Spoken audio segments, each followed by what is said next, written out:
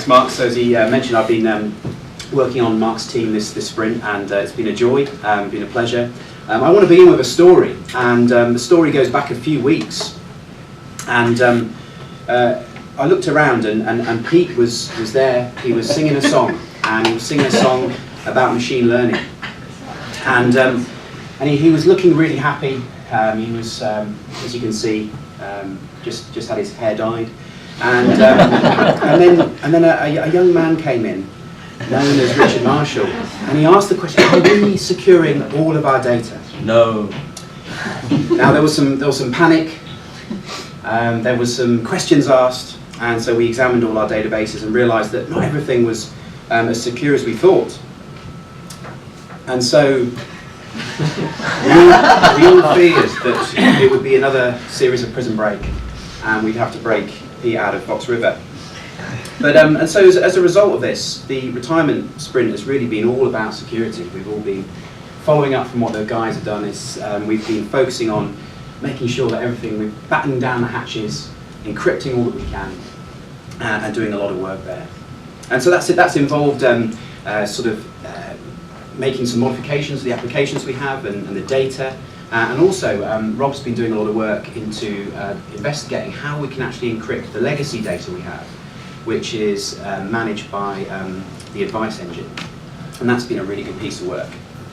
But the one message I want to get across here is it's not that there's a dedicated security man who's interested in it like Richard or Trudy. We all care, and it's something that as developers we all manage as part of our process, and we ask ourselves as we develop, are we dotting the I's and crossing the T's when it comes to security, and that's something that we've been really focusing on.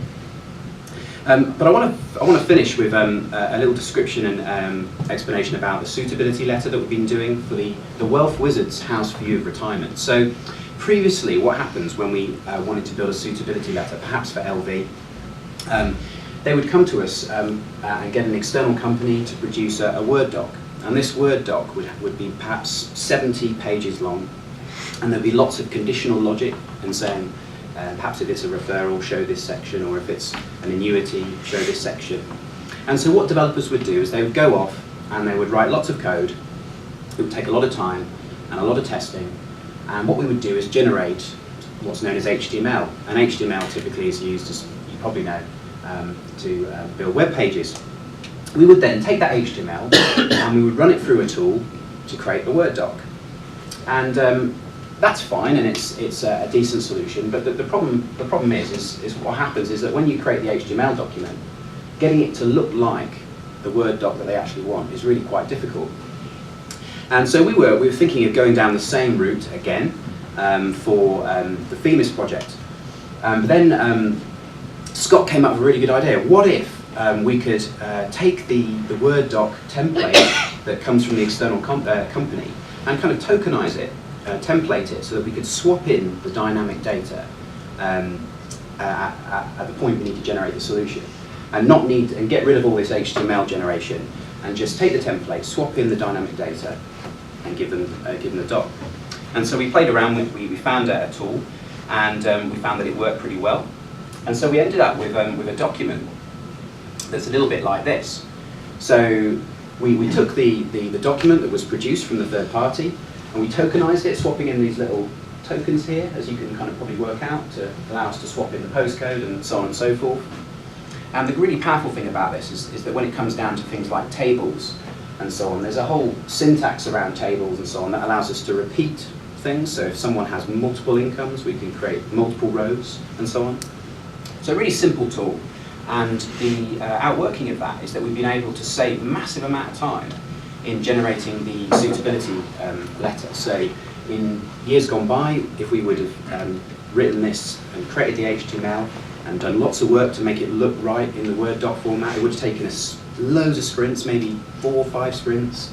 But in literally just over a sprint, we've managed to take that template, tokenize it, get the data in there, and get something working. So what I've done is I've created a fact find in TrueBlue Beta style that's already pre-canned, and one that doesn't generate a referral.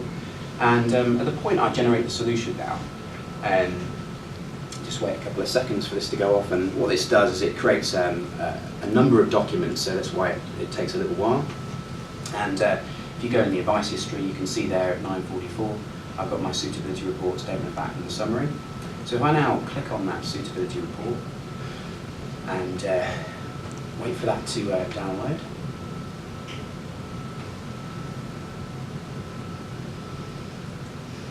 And you can now see that it's swapped in the text there.